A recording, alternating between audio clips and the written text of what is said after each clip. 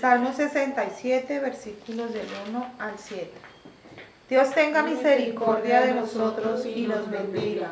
Haga resplandecer su rostro sobre nosotros, para que sea conocido en la tierra tu camino, en todas las naciones tu salvación.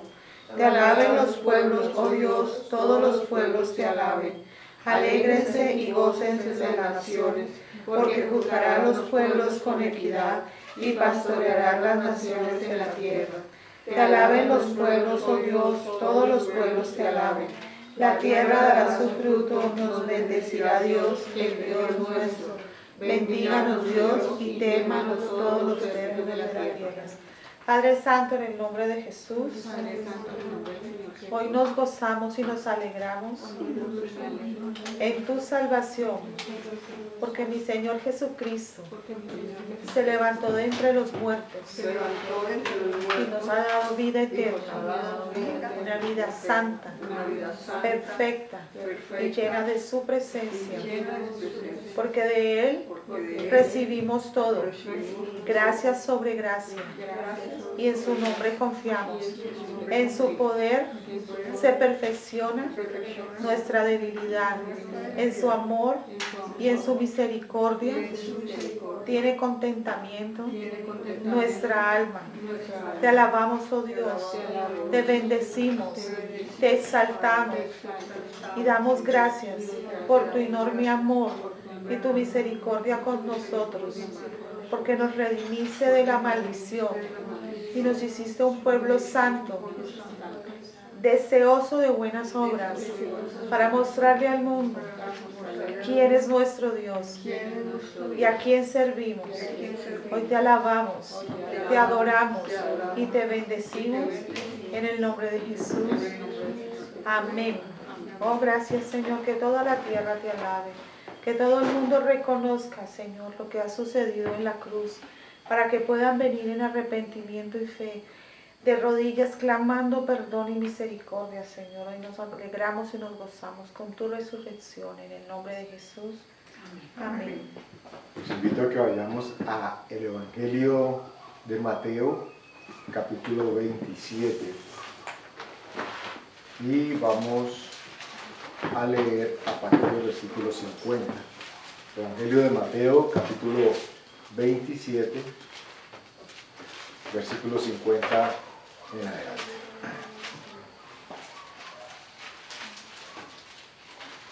Imagino que en ese momento está Mateo, ¿dónde estás? Que no te veo. ¿Mateo cuál? 27. 27, Hola, linda Sofía. versículo 50 en adelante. ¿De dónde? ¿De cuál? 50. 50 en adelante. El pasaje o los pasajes que vamos a leer están asociados con una época, un espacio más bien, una época de la que la Escritura nos cuenta fue o que tomó lugar después de la muerte del Señor Jesús. Pero es supremamente vital que nosotros los hijos entendamos que si no existiera la muerte, pues no habría resurrección. ¿Sí? Es decir, para poder que algo muera es porque tiene que estar vivo, ¿cierto? Y si está vivo fue porque venció a la muerte. Para que vuelva a vivir tiene que morir. Exacto. Nos vamos a encontrar con algunas apreciaciones que por lo menos en mi caso tiendo a pasar de alto, por lo menos no con constancia hago referencia, no sé si ustedes están en la misma circunstancia, y de pronto surgirán algunas preguntas que aclaro desde ya, no tenemos la respuesta, yo no, o sea que si Dios se la revela a ustedes y los comparten con nosotros, súper. Versículo 50, Mateo capítulo 27. Dice así: mas Jesús, habiendo otra vez clamado a gran voz, entregó el Espíritu. Y he aquí el velo del templo se rasgó en dos, de arriba abajo, y la tierra tembló y las rocas se partieron. Y se abrieron los sepulcros y muchos cuerpos de santos que habían dormido se levantaron. Y saliendo de los sepulcros, después de la resurrección de él, vinieron a la santa ciudad y aparecieron a muchos. Pausa obligada. normalmente, esto lo sabemos que está en la Escritura, pero, y no va a ser el objeto del mensaje, pero vale la pena que lo miremos.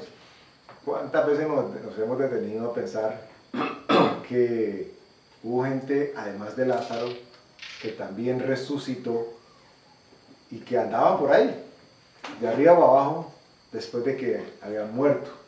Y aclara con un término cuando dice cuerpo de santos que habían dormido.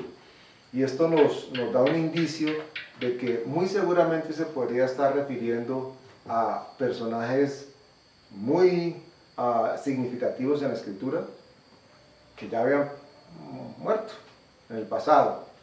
Estamos hablando de personajes conocidos, ¿cierto? Abraham, Moisés. Todos los patriarcas, ¿por qué no? La Biblia nos dice que ellos estaban metidos allí. Sin embargo, sí dice de que cuando el Señor Jesús muere, algo grandísimo sucede en el mundo entero. Al punto de que unos que estaban muertos decidieron que ya no estaban más muertos. Mentira, no decidieron nada. El impacto fue tan tremendo que sus cuerpos no tuvieron otra opción que levantarse. Y yo me imagino esta escena, dice el versículo 53, y saliendo de los sepulcros, después de la resurrección de él, vinieron a la santa ciudad y aparecieron a muchos. Ustedes imagínense. Qué susto. ¿Ah? Saliendo de los sepulcros, los cuerpos ya, obviamente, no estamos hablando de los cuerpos descompuestos o los huesos, no eran cadáveres, no, y ya con ese tiempo, seguramente los vendajes, porque los pudieron haber enterrado, pues ya habían desaparecido, ¿okay? Seguramente la vestimenta con que estaban investidos era muy parecida a la que el Señor Jesús tenía cuando después nos narran que Él ha resucitado, ¿cierto? Que estaba pulcro, estaba con un vestimento totalmente distinto, que obviamente marca la diferencia de lo que uno se imaginaría es un poco de gente levantándose de las tumbas, porque lo primero que viene a mi mente por lo menos es una película zombiniana, ¿cierto? Gente que levanta así, y parece que estuvieran siguiendo a Michael Jackson por allá, thriller, ¿cierto? No, en este caso, pero dice que fueron a donde estaban todos los que ya habían conocido de Jesús y a Jesús, y hablaban de Él, y les aparecieron a muchos, y el que estaba por ahí, y le hacían, imagínense ustedes de cuadro, ¿no? Que la tía fulana que murió hace muchos años y de pronto despertó y, tremendo. Pero decía que cosas que tal vez uno no se detiene a meditar. 54.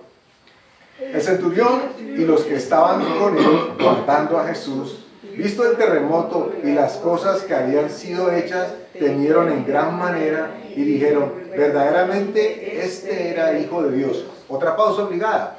Noten ustedes que aquí tenemos unos espectadores que nos está garantizando la Escritura, que están dando cuenta de que lo que pasó, pasó. Y es un periodo de horas en donde el Señor Jesús muere, hay resurrección, unos cuantos aparecen y los guardas, dice, el centurión y los que estaban con él guardando a Jesús, ellos se dan cuenta. No sé si veían pasar a la gente. Es muy probable porque ellos estaban ¿en dónde? Ahí en el monte. Y en Semaí, bueno, en este caso en la tumba. ¿Era la única que había ahí? Probablemente no. Pongámoslo de una manera u otra. Habían varias tumbas, un remedio de lo que pudiese ser un cementerio. Ellos estaban allí, los guardas, todos tiesos y todos majos, todos musculosos, esos romanos, con sus espadas y sus escudos, y de pronto veían que pasaba uno. y pasaba el otro. Y estaban tan amedrentados por lo que estaba viendo, por lo que estaba sucediendo, que terminan ellos diciendo, verdaderamente este hombre era Hijo de Dios. 55. Estaban allí muchas mujeres mirando de lejos, las cuales habían seguido a Jesús desde Galilea, sirviéndole, entre las cuales estaban María Magdalena, María la madre de Jacobo y de José, y la madre de los hijos de Zebedeo. Cuando llegó la noche, vino un hombre rico de Arimatea llamado José, que también había sido discípulo de Jesús. Este fue a Pilato y pidió el cuerpo de Jesús. Entonces Pilato mandó que se le diese el cuerpo.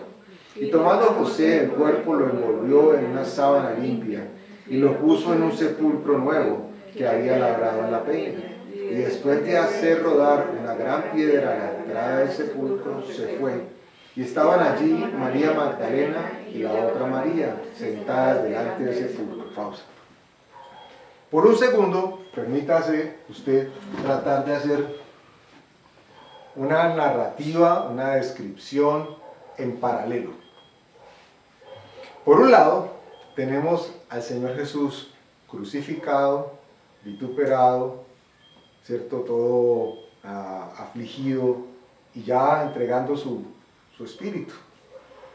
Pero simultáneamente, justo en el momento en que Él dice consumado es, justo en el momento en que entrega su espíritu, porque recuerda que la Escritura dice que nadie toma la vida de Él, que Él mismo la pone, ¿cierto? En ese momento, entonces ahora sí hagamos el paralelo. Jesús está muriendo, o muere de hecho, y empieza a tomar lugar algo que espiritualmente nosotros no vemos, pero que efectivamente la Biblia describe que está pasando. ¿Cierto? Jesús muere, entrega el espíritu, los muertos empiezan a resucitar. Unos por acá aparecen.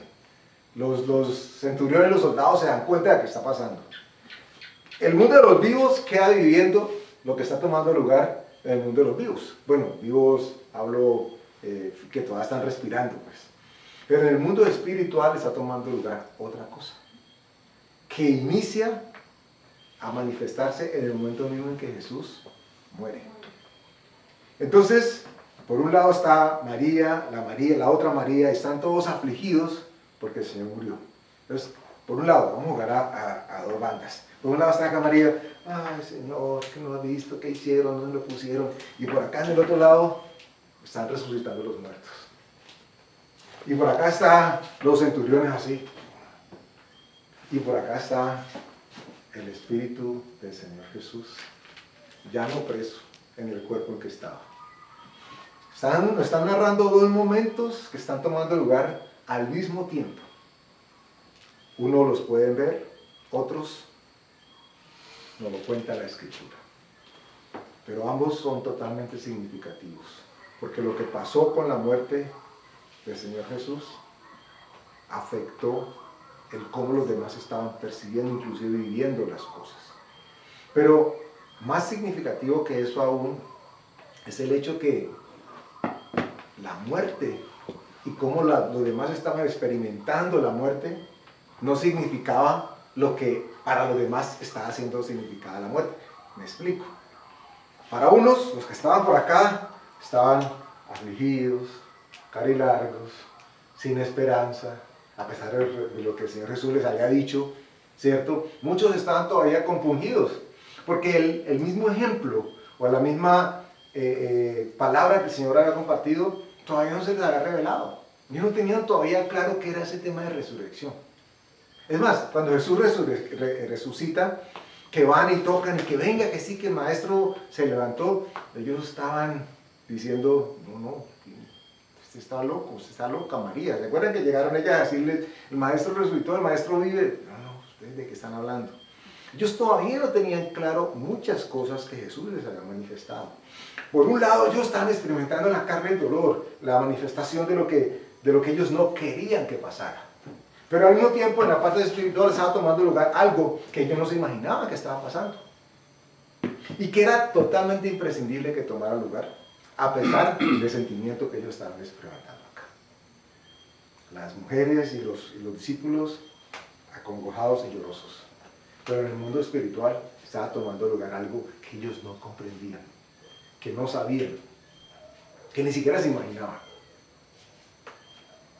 Dios, como siempre, haciendo las cosas a la manera de Él, no necesariamente a la manera de como ellos lo esperaban. ¿Ustedes recuerdan?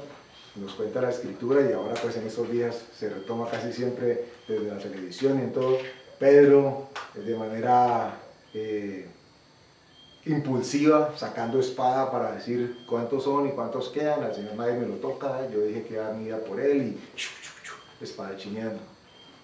Y Jesús le dice, no, esa no es la manera, pero tranquilo, y restaura aquello que Él impulsivamente y con mucho ahínco ha querido hacer, pensando de que esa era la manera de actuar. pero lo que tenía que cumplirse de parte de Dios, tenía que cumplirse. Y lo que contrasta con la manera como nosotros nos encontramos con muchas cosas de la Escritura, es que tenemos que entender que el plan de Dios en nuestras vidas se cumple sí o sí. No hay absolutamente nada ni nadie que pueda evitar que el plan de Dios que está escrito para nuestras vidas se cumpla y tome lugar. Y nos lo puso como ejemplo en Jesús, su único hijo, su unigénito, por ejemplo, para darnos cuenta de que Él podía hacer cosas que a los ojos nuestros parecían totalmente dolorosas, totalmente de aflicción, pero que al mismo tiempo, lo que la carne veía, que no alcanzaba a ver el espíritu, estaba sucediendo algo totalmente distinto, que estaba produciendo vida, que estaba produciendo resurrección, que estaba produciendo la voluntad de Dios en la vida de muchos. Sigamos leyendo. Versículo 62. ¿Sí? Sí, señor. Al día siguiente, que es después de la preparación, se reunieron los principales sacerdotes y los fariseos ante Pilato. Perdón, recuerden, procuren hacer el ejercicio conforme vamos leyendo. Ustedes traten de ubicarse en lo que están pasando y viviendo los que están vivos, pero lo que está tomando lugar también al mismo tiempo, que esto no se dan cuenta que está pasando. ¿Ok? Eso es importante. Bueno, es la pretensión del mensaje también. Versículo 63. Diciendo, Señor, nos acordamos que aquel engañador dijo, viviendo aún, después de 3 días resucitaré. Manda pues que se asegure el sepulcro hasta el tercer día, no sea que vengan sus discípulos de noche y lo hurten, y digan al pueblo, resucitó de entre los muertos, y será el postrer error peor que el primero. Y Pilato les dijo, ahí tenéis una guardia, y asegurarlo como sabéis. Entonces ellos fueron y aseguraron el sepulcro, sellando la piedra y poniendo la guardia. Entonces es un ejercicio. Están todos acá, trae el cemento, trae el palustre, echémosle más mezcla, más cemento para que eso no lo mueva nadie. Y dentro de la tumba está tomando lugar algo que ellos no tienen la menor idea de qué está pasando. No, la Biblia no describe cómo se desenrollaron las vendas que tenía el Señor Jesús. Cómo se le quitaron, si se le cayeron, si se desintegraron, si simplemente no existían en materia. Pero lo que había empezado a tomar lugar en el momento en que Jesús muere y entrega su espíritu, tiene una repercusión colosal en el mundo espiritual. Lo vamos a leer, lo vamos a conectar ahora con otros versículos, pero es totalmente vital, a propósito de la época en que estamos, que reconozcamos y recordemos que sin resurrección no habría cristianismo. No habría Jesús, no habría cristianismo. No habría nada. Es más, la Escritura nos dice que si Cristo no hubiera resucitado, nosotros seríamos los más dignos de misericordia. No habría absolutamente nada. Y es vital porque acá están los otros. Ay, ¿te acordás cuando nos predicaba Él? Ay, ¿te acordás cuando comíamos la cena con Él? Ay, ¿te acordás? Seguramente, yo creo, sinceramente, que Jesús tenía un buen sentido del humor. Y seguramente con los discípulos se chanceaba, jugueteaba, porque Él interactuaba con ellos como personas. Entonces seguramente algunos decían, ay, ¿te acordás de ese chiste que Él hacía? Que nos reíamos todos y no entendíamos, ¿ok? O ¿te acordás cuando sanó a fulano, parencejo? Porque, ¿qué sucede normalmente en un sepelio, en un funeral? Sí, todo el mundo empieza a hablar de lo bueno que hace. ¿Cierto? Es lo que normalmente sucede. Todo el mundo se acuerda de las cosas que el muerto hacía en vida. Por eso dicen que no hay muerto más. Por eso dicen que no hay muerto malo. Ni porque le aparezcan todas las queridas. Sí. ¿Ok? Pero están acá ellos todos, ay, sí, así. Y lo que está tomando lugar acá, ellos no están apercibidos. Fueron inclusive a tratar de, con sus obras, con sus manos, con sus acciones, asegurarse de que su postura continuara siendo la que tenía que ser. Pero no podían ver, no tenían la capacidad de ver lo que estaba sucediendo de la puerta para adentro, de la piedra para adentro. Ellos estaban sellándola por fuera, desconociendo lo que estaba tomando lugar adentro.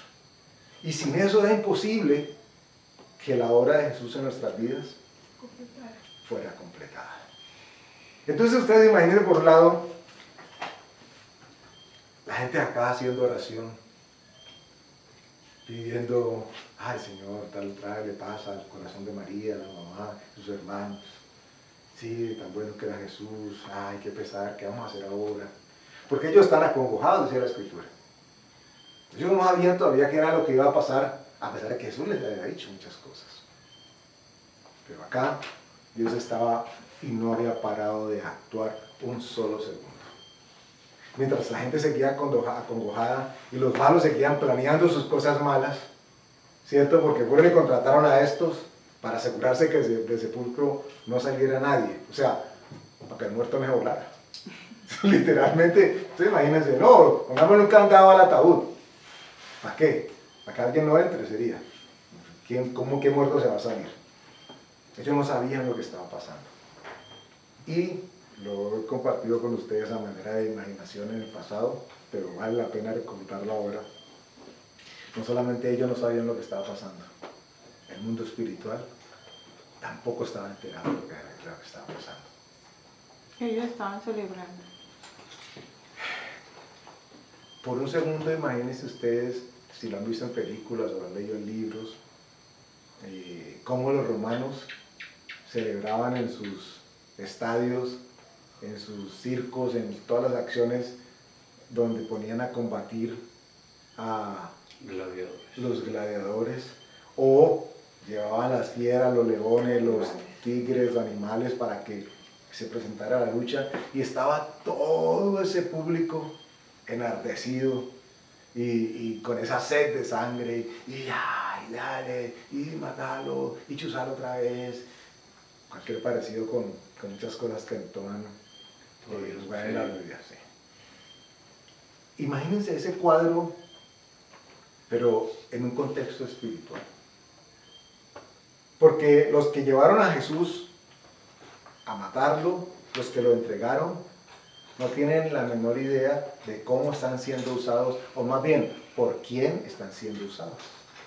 Ellos creen que están actuando por propia cuenta, y se encuentra uno, entendiendo el contexto bíblico, de que hay un titiritero moviéndolos, que está a cargo de todo. En el mundo espiritual, entonces, haya preparado fiesta al mejor estilo de los circos romanos. Jesús, el que estaba en el centro. Las fieras, todos estaban alrededor listos para despedazarlo. Y el público, los religiosos alrededor, enardecidos porque por fin se iban a librar de este personaje nefasto para ellos, que les había venido a perturbar la vida, diciendo que él era hijo de Dios. El pecado más grande, ustedes lo pueden leer en el conjunto de los evangelios, que les dolía a los fariseos, era que Jesús dijese de él mismo que era hijo de Dios.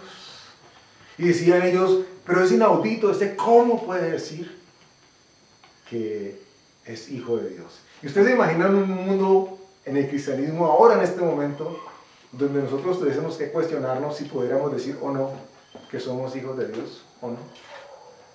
Si es algo que sale debería salir de manera fluida y confiada y manifiesta. ¿Tú eres hijo de Dios? Sí. ¿O hija de Dios? Sí. ¿Y por qué? Yo lo sé, es que esa fue la obra que el Señor Jesús hizo. Imagínense que por una manifestación de ese momento, de ese tamaño, en este momento, la gente nos empezara a señalar. ¿Y usted qué se cree? Si no lo han evidenciado, denle gloria a Dios. Pero hay muchos que se encrespan cuando uno se refiere a sí mismo como hijo de Dios y se preguntan ellos, ¿y yo entonces qué yo soy? Si usted es hijo, ¿yo qué soy? Porque no se identifican, por supuesto, con la manera de pensamiento espiritualmente que tenemos nosotros. Entonces, está tomando lugar algo espiritualmente, y acá en el mundo la gente está con lágrimas y con mocos. Pero que porque sí, porque no entienden lo que está tomando lugar en el mundo espiritual. ¿Okay? Ellos quisieran que el dolor físico desapareciera, y ya, se acabó la cosa. Y resulta que sin esto, sin esta muerte, era imposible que se produjese la vida. Y Jesús estaba haciendo lo que Dios le había puesto a hacer, a que pusiera su vida. Era necesario que Pilato dijera, miren, para que se cumpla la escritura, Porque la escritura, ¿qué decía que tenía que tomar lugar con el sacrificio? ¿Cuáles eran las características del sacrificio? ¿Se recuerdan? Que tiene que ser un cordero sin mancha. Sin mancha, ¿ok? Que no podía ser, ¿qué? Tenía que ser inocente. Cuando Pilatos dice, se lo llevan a Pilatos, y él le dice a los fariseos, a los líderes, yo no hallo pecado en él, yo no hallo culpa en él. Lo que estaba haciendo, él quedó claramente retratado en esa escena de que se lava las manos, ¿cierto? Y uno se ubica a Pilatos como el maloso y no era bueno, era maloso, pero estaba siendo usado por Dios. Y Pilatos dice, yo no hallo culpa en él. Y lo que estaba haciendo era cumpliendo la ley. Declararlo inocente. Declarándolo inocente para que el sacrificio que estaba tomando lugar fuese totalmente válido, porque era el sacrificio perfecto. Tenía que ser un sacrificio que no tuviese ni mancha, que fuese perfecto, pero al mismo tiempo que no tuviese pecado alguno de cual ser acusado. Y entonces Pilato dice, yo no hallo culpa en él. Lo declara inocente. Y a pesar de que es inocente, los otros dicen, no nos importa, crucifícale, suéltanos al ladrón. O sea, para que se den cuenta que el pensamiento globalista y progresista viene de por allá lejos, porque de manera insospechada las víctimas en este momento ya no son los que son afectados, sino por quienes fueron afectados. Una persona se defiende de un ladrón y el ladrón pareciera que tuviese más derechos que el que se defendió de él, ¿cierto? Ese es el bando ¿cómo se llama? Barrabás. Pero ayer entendí eso perfectamente. El bando de Barrabás cree en Dios, pero de una manera diferente, como esas personas que a nosotros creemos en Dios, por eso luchamos y entonces pelean y entonces gritan y entonces ojo por ojo y diente por diente, pero creen en Dios. Y los fariseos también creen en Dios, y los cristianos también creen en Dios, entonces son tres formas bien marcadas de creer en Dios. Hoy escuchaba a alguien hablando, lo mencionas y viene a colación, creo, si no les parece, elimínenlo de su memoria después. Escuchando a un candidato presidencial aquí en Colombia, y decía algo que a mí me puso a pensar y a meditar, y era que nosotros no debemos transigir en nuestros principios. No hay tal cosa como, o no debería existir tal cosa como, sí, yo no lo comparto, pero yo lo respeto. Sí, claro que todos debemos respetar la opinión o la acción del otro, pero lo que ha buscado este pensamiento progresista es que a lo bueno ahora le digamos malo, o que a lo malo ahora le digamos bueno, con ese ánimo de que el otro tenga una voz que pueda ser escuchada. Y entonces se llegan a hacer transacciones o transiciones entre, ok, este candidato es pro vida, por decir algo, pero está a favor del matrimonio igualitario entre parejas del mismo sexo. Entonces uno dice, no, pero del abogado de sombrero, ¿por qué me quedo con este? ¿Y por qué no encontrar a alguien que con principios firmes diga, no importa si gano o no gano, lo que yo pienso es lo que Dios quiere y lo que Dios dice, y es lo que deberíamos nosotros hacer? Pero, disculpe, pero eso fue lo que yo escuché también con una persona que me llamó la atención y quería escucharla, que era lo que hablaba, y sí tiene cosas valiosas, pero, y creen en el auto, claro, y si está defendiendo a los niños, está defendiendo que los niños están muriendo, que los niños no sé cuántas, ¿cómo va a matar entonces a los niños en gestación? Entonces yo sí escribí, y yo no entiendo la contradicción, ¿por qué? Porque si estás defendiendo a los niños, entonces matas a los otros. Ese es un dilema grande. Y hice el comentario porque los fariseos estaban en circunstancias muy parecidas en ese momento. O sea, se acomodaron para ellos quedar de alguna forma privilegiados. Dios les había dicho por escritura qué era lo que iba a pasar. Si alguien debía conocer lo que iba a suceder con el Mesías cuando llegara, eran ellos, eran los estudiosos de la escritura. O sea, por es que tal vez a veces no lo dimensionamos. Era gente que desde el nacimiento habían sido seleccionados y escogidos, unos para profetas, otros para servicio en el templo, otros para intérpretes de la ley, pero cualquiera sea el caso, todos estaban de lleno desde muy niños estudiando las escrituras para saber qué era lo que Dios decía a propósito de los tiempos por venir. Y llegan los tiempos por venir, llega la persona que debían estar esperando y que debían haber reconocido, y prefieren quedarse con lo que el mundo les está ofreciendo. Es más, son tan hábiles que cuando se encuentran en ese careo, en un lado por Pablo y después por Jesús, hablando con los romanos, dicen, mire, es que si ustedes no hacen algo, él dice que él es rey, y rey solamente hay uno, César. Los fariseos, los saduceos, todos esos feos, todos ellos que tenían la palabra de Dios, que sabían qué era lo que tenía que pasar, en algún momento llegan y dicen, no, es que es mejor quedarnos bien con los romanos. Y mire cómo le parece que hay otro que dice que el rey encima de ustedes, César, ¿qué va a hacer? Cuando ellos sabían que el rey que Dios les había prometido era el rey que venía de parte de Dios. Pero ellos lo estaban esperando, pero no querían creer. No querían creer porque estaban tan afincados en sus creencias religiosas En su poder. que no sabían ni tenían la menor idea de lo que estaba tomando lugar verdaderamente en el mundo espiritual. Por eso esto es importante que si ya lo sabíamos, lo recordemos, y si no, lo hagamos muy, muy dentro, muy profundo. Sin resurrección no existiría el cristianismo. No hay vida. No hay vida. Y en este caso, la vida que ofrece Dios después de la resurrección es una vida que ya no conocerá la muerte nunca más. O sea, que lo que toma lugar no es poca cosa. Entonces, están por acá los que están llorando, el Señor, ¿qué hacemos? Están los soldados que, ay, el manto de él, no lo vamos a rasgar, tirémoslo a la cara, al caricello, ay, yo me quedo con este. Y por acá está, dale vinagre. Y por acá está, en el mundo espiritual, muerte. Como pedían que soltaran a Barrabás, no, a Barrabás, suéltenlo.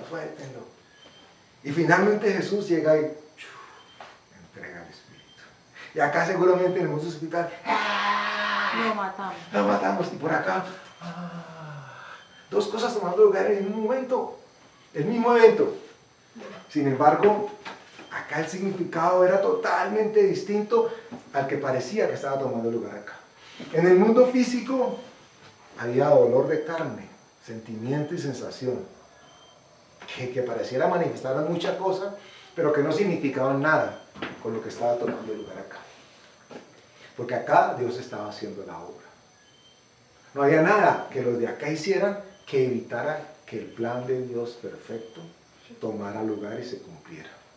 Y esto lo digo para que tengamos nosotros total seguridad y total garantía y total confianza de que no importa cuál sea la circunstancia o la situación que se esté viviendo, o personal, o de sociedad, o de país, o lo que sea, nosotros los hijos de Dios tenemos que tener total creencia en que Dios está haciendo algo que tal vez nosotros no alcanzamos a dimensionar, a pesar de que tenemos las escrituras como la tenían ellos, porque seguramente nuestra carne es la que está diciendo que tenemos que reaccionar de esta manera, pero en el mundo espiritual está tomando lugar lo que Dios ha determinado que tenga que ser, y Él sabe que lo que iba a tomar lugar ahí iba a vencer por encima de cualquier otra cosa que en el otro lado paralelo lo estuvieran haciendo los demás. Jesús estaba entregando su espíritu, y todos ya ganamos. ¿Se imaginan en el mundo espiritual todos los ángeles caídos? Los que no están presos porque hay unos que están amarrados. los que andan dominando los aires. Murió Jesús. Y esa alegría, o aparente alegría, les duró, no sé cuánto, un microsegundo, un segundo, un minuto. La Biblia no es precisa, pero yo me atrevería a pensar que la transición se da, el espíritu, la carne va muriendo y el espíritu va levantándose. Dice la palabra que él luchó, que él descendió a los infiernos, luchó, y eso hubo allá una guerra terrible. ¿Cuánto tiempo sería eso? Ahora lo vamos a leer y haremos claridad con esto, porque nosotros hemos pensado, y está abierta la discusión, la asociación que hacemos es de que fue a los infiernos, que fue al infierno, pero no es eso lo que dice la palabra. No. Dice que descendió, pero nunca nos dice a dónde. A las Luchó contra partes todos los más demonios, bajas. ¿no? Ahorita lo miraremos allá. Descendió a las partes más bajas. Vamos a Primera de Pedro, capítulo 3. Antes de la Andrés, yo ayer estuve leyendo precisamente estos dos versículos y a mí me quedaba, porque yo también coloqué que se levantaron de los sepulcros y puse aquí Lázaro también. ¿Y qué pasó con esa gente? O sea, estoy dentro de esa obra teatral que se está haciendo. ¿Qué pasa ahí? Primera de Pedro. Porque si uno cree Primera. en Dios, uno muere y ya se va uno. Sí, tal cual. Ahora, Perdona. Y lo otro era que yo decía que nosotros, los cristianos, cuando aceptamos a Dios, era algo parecido a lo del ladrón que le dijo al Señor, tú eres Dios y acuérdate de mí. Yo digo, hoy mismo estará en el reino de los cielos. O sea, yo me comparaba ahí con el grupo de nosotros habiendo aceptado a Dios. hay que tener en cuenta, si interpreto bien tu palabra y tu pregunta, y si alguien tiene algo más que agregar, por favor, siempre es una libertad de hacerlo. Tenemos que tener en cuenta que cronológicamente hay dos momentos, o un momento que parte la historia de la humanidad en dos. Antes de la muerte del Señor Jesús y después de la resurrección, ¿cierto? Antes de que el Señor Jesús muriera, la muerte estaba asociada necesariamente con incertidumbre en muchísimos casos. No sabían qué iba a pasar, para dónde iban las cosas, cómo se iban a dar las cosas. Pero cuando aparece el Señor Jesús, ya hay una obra redentora, ya hay un sacrificio perfecto que es válido y que es acepto delante de Dios. Y que esa es la razón por la que, me atrevo a decirlo, Jesús en ese momento le está diciendo al ladrón, hoy estarás conmigo en el paraíso, ¿cierto? Hoy estarás conmigo, hoy. ¿Por qué? Porque es que la obra que iba a tomar lugar en ese momento no era como las que habían pasado hasta ese momento hacia atrás. Lo que estaba tomando lugar era algo que nunca había existido, un sacrificio perfecto. Y el ladrón estaba con su actitud y acción demostrando que creía en el que estaba al lado, colgado con él como hijo de Dios, como sacrificio y como cordero perfecto. Entonces, nosotros ahora tenemos el privilegio de parte de Dios, ya no de quedar en un estado, ¿no? ¿Cómo sería? De pausa, digámoslo así, ¿ok? Esperando que el cuerpo resucite para nosotros manifestarnos en vida. De hecho, en Apocalipsis encontramos escritura donde nos narran que mientras el cuerpo está todavía por acá tirado, las almas o el espíritu de la persona, como dice la escritura, que regresa a Dios, al que lo dio. Pero, y entonces, ¿por qué dice también la escritura, Andresito, que los muertos dormirán?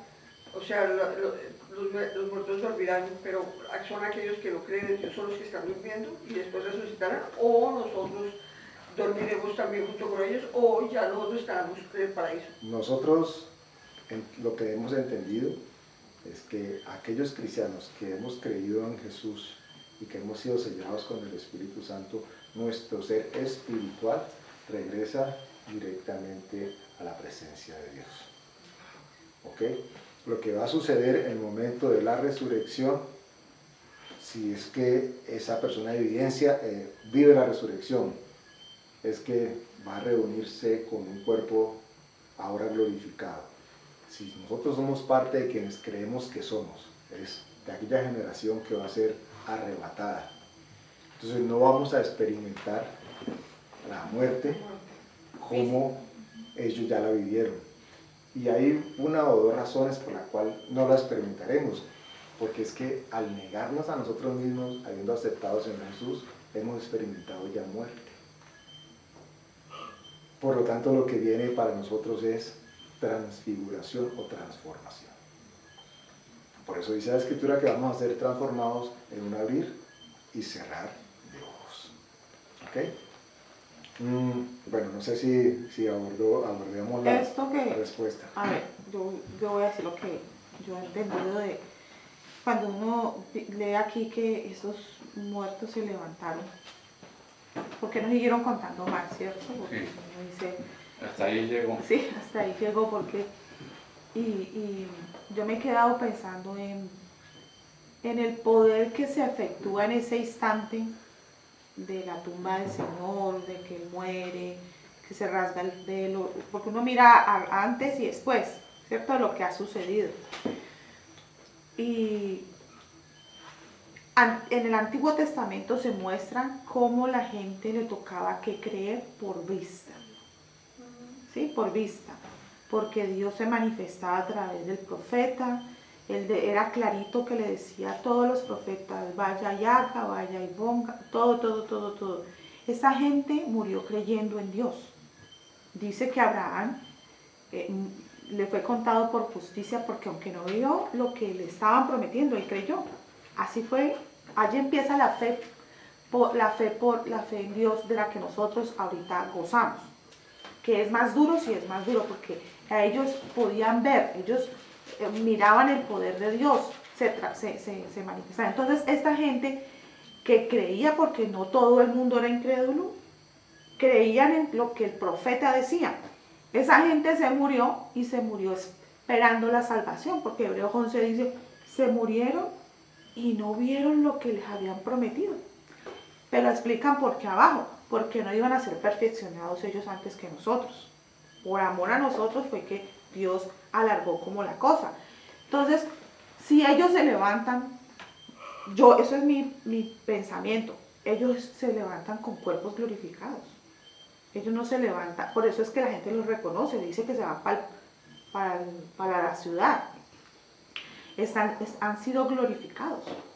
Entonces, yo no creo que hayan tomado el cuerpo y vuelto a vivir yo no creo así. Yo pienso que ellos se levantaron, fueron resucitados. Así como Jesús, que se Como veía Jesús, que mostrándonos eso que no se veía terrible de miedoso, Claro. sino que se veían personas de luz. ¿Por qué puede pensarse eso? Porque eso es lo que va a suceder con nosotros.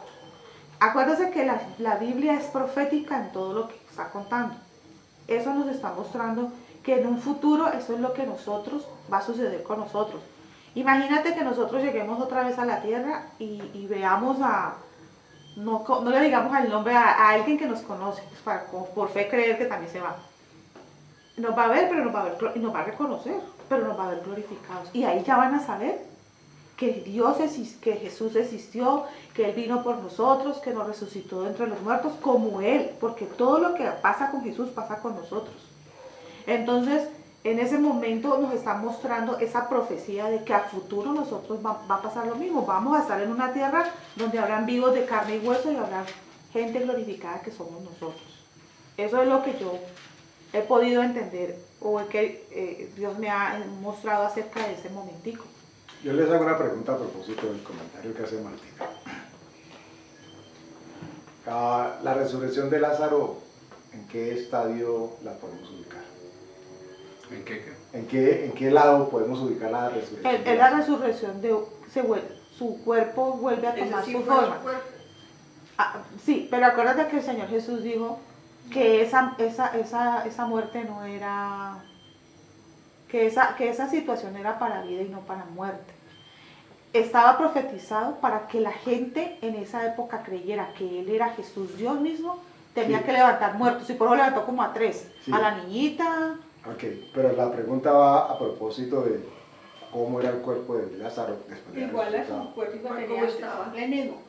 No me acuerdo, no fue un cuerpo. pero no fue glorificado, fue levantado de entre De los hecho, muertos. tan no glorificado era que hubo complot de parte de los fariseos Para matarlo. para matarlo otra vez. O sea, doblemente muerto tenía que estar Lázaro.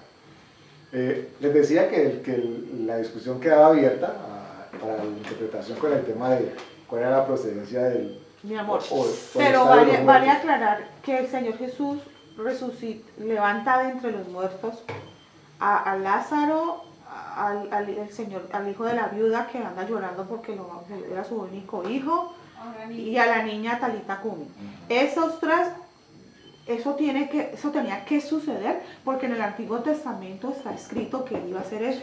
Esa es una Era una señal. señal para ellos. Era una señal. Si eso no se cumplía, entonces no era Dios, él no era el enviado de Dios. Pero todo lo que él hizo, por eso dice, ¿ustedes no me creen? Ah, bueno, crean a los milagros, o crean a mi palabra, pero no le creían por ninguno de los lados, por ninguno de los lados. Entonces, tenaz, pues, porque todo lo que, la evidencia que él dio, todo era como estaba en el Antiguo Testamento, y ellos sabían el Antiguo Testamento. Les leo una cita, no tienen que buscarla, pero está en 1 Corintios capítulo 15, voy a leer versículos 6 y 7.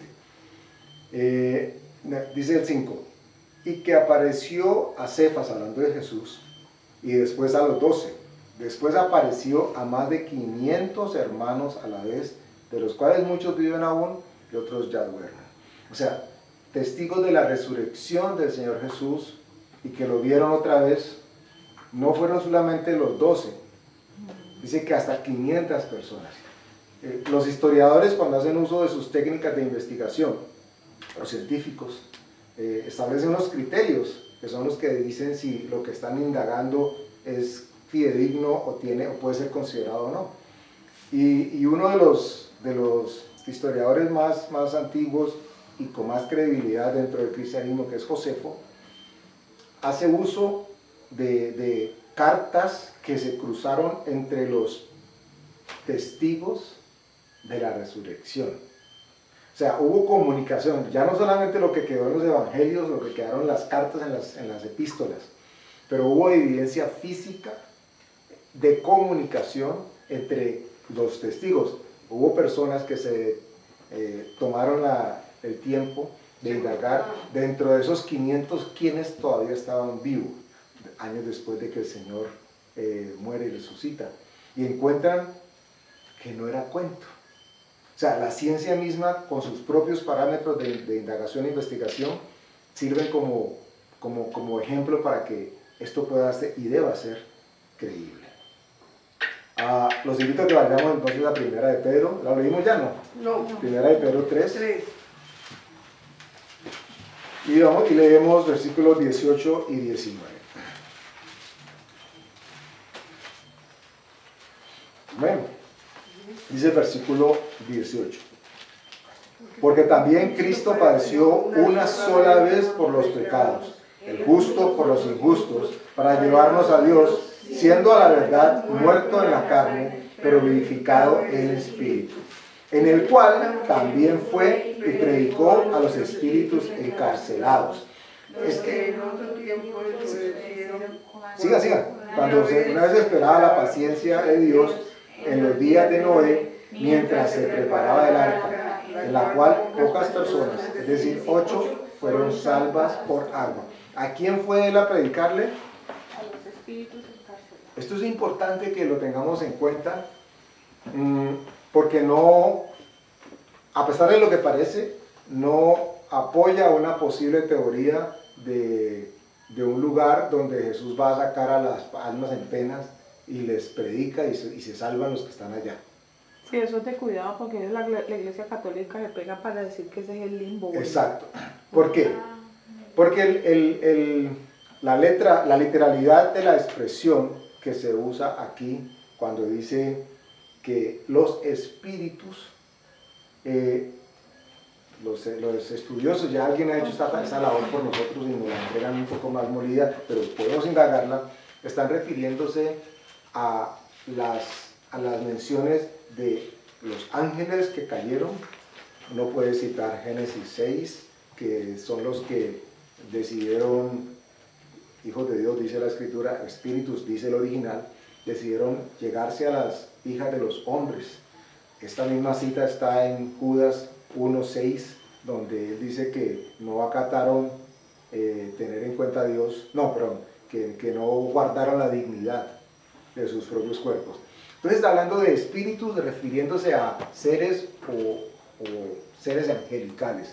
No está hablando de personas que murieron sin Cristo, a los que fue y les predicó y ya que arreglaban las cuentas.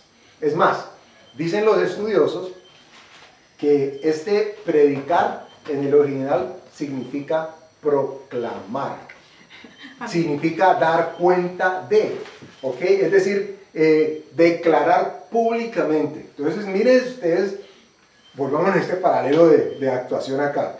Por acá la gente murió, y por acá está Jesús publicando, haciendo pública lo que nos dice Colosenses, que Él tomó las maldiciones, lo que estaba en contra de la humanidad, y lo colgó en la cruz y lo hizo públicamente manifiesto. Cuando uno interpreta y lee esto de esta manera, entiende que seguramente lo que estaba tomando lugar aquí era Jesús diciéndole a los espíritus encarcelados, es decir, a los ángeles que cayeron, que no guardaron su dignidad, Los que están en la cárcel. diciéndoles, esto tenía que cumplirse. No es una predicación de vengo con el evangelio de salvación, es una predicación de hoy se ha cumplido esta escritura. Y se cumplió. Entonces ya no era de que, miren cómo de pronto cambia un poco la perspectiva cuando dice que descendió a predicar a los espíritus. Porque uno hace asociación, descender, infierno. Predica el evangelio de salvación, a los espíritus, a la gente que está muerta. Sí, Señor. ¿Cuál también predicó a los espíritus encarcelados? Lo cual, y esa es una referencia al versículo que sí dice que descendió a las partes más bajas de la tierra. Efesios 4:9. ¿Ok? Porque ¿en dónde están esas partes más bajas de la tierra? O sea, Jesús se convirtió en una lombriz, así esas espeluznantes de tierra que perforó. No, yo pienso que la Biblia nos da muchísimos más elementos para interpretar cuando se dice que está en los aires, cuando dice que está en la tierra, cuando dice que estamos hablando del reino de Dios y su justicia. ¿Y las partes más bajas de la tierra no es el infierno? No. Esa es una buena pregunta. ¿En dónde está ubicado el infierno? Yo sí creo. Bueno, les hago esta pregunta. Si la escritura dice que la tierra como la concebimos en Apocalipsis dice que va a dejar de ser, entonces el infierno se acabaría.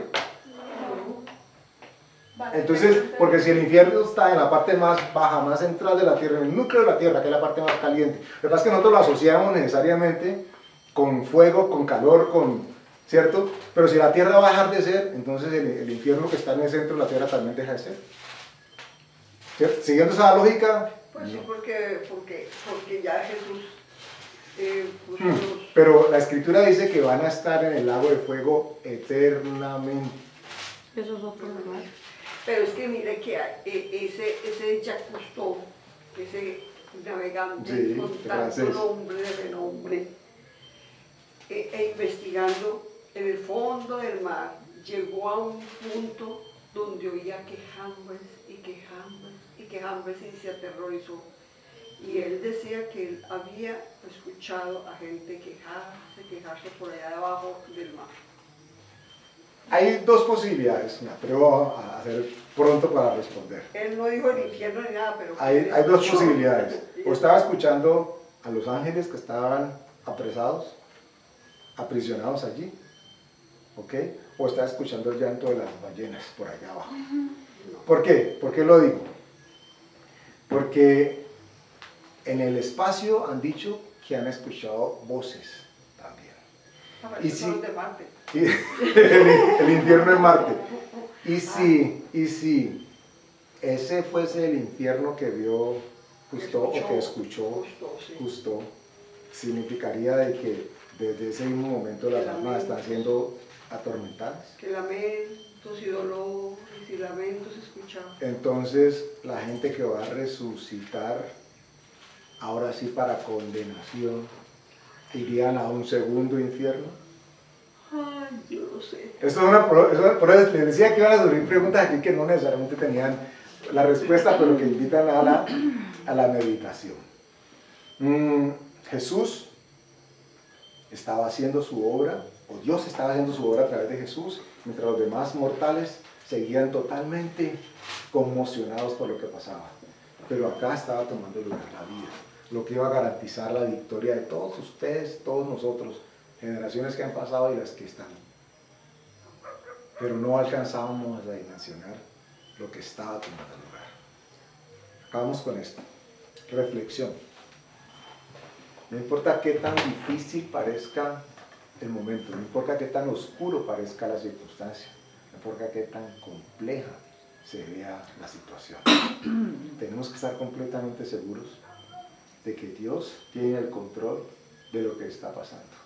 Y que lo que está pasando está produciendo en nosotros que somos sus hijos vida.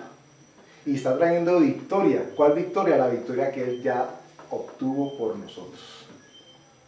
Pareciera que no, las circunstancias puede que digan lo contrario, pero lo que está tomando lugar en el mundo espiritual es garantía de que la obra de Dios en nosotros se cumple sí o sí. Y en ese momento, quienes estaban acá enardecidos, los matamos, se paró. ¡Ay! Y ahora, yo creo que de pronto ahí fue donde nació el Chapulín Colorado.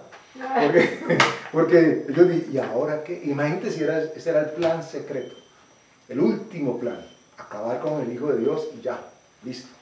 Y de pronto se dan cuenta de que tuvieron un segundo de victoria y después, ¿y ahora en qué lío nos hemos metido? Lo que parecía una victoria fija e irreprochable se convirtió en la verdadera derrota para ellos.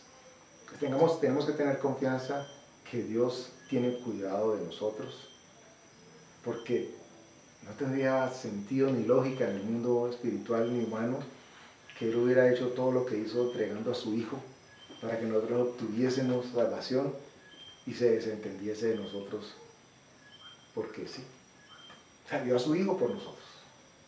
No tendrá en cuenta, no tendrá control de todo lo que tiene que ver con nuestras vidas, si fue capaz de que se cumpliera en su Hijo la voluntad de Él perfecta, que es agradable, dice la Escritura. Invitación entonces. Recordémonos que siempre espiritualmente Dios está haciendo algo en nuestro beneficio, para nuestro beneficio.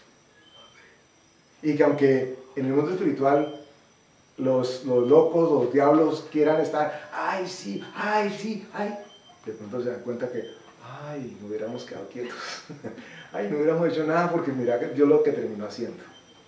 Se cumple la Escritura que dice que aquellos que amamos a Dios, todas las cosas nos ayudarán para ello. Amén. Vamos a darle gracias a Dios. Padre, gracias por la obra que tomó lugar en la cruz, Señor. Por la obra que tomó lugar en la tumba, Padre. No vimos nosotros eso, pero sí que sabemos lo que pasó. Se produjo la vida tuya, Señor. Y tu vida se reprodujo en nosotros con vida también. Hoy podemos decir que resucitaste y que tu resurrección trajo a nosotros también vida y que hemos resucitado contigo, Señor. Gracias. Gracias por permitirnos ver, como sucedió con el profeta Señor Eliseo y su siervo, que los ojos espirituales, Padre, si no se nos abran, si se ilumine nuestro entendimiento para que sepamos que en el mundo espiritual tú tienes el completo control, el absoluto control, Señor. Aunque en el mundo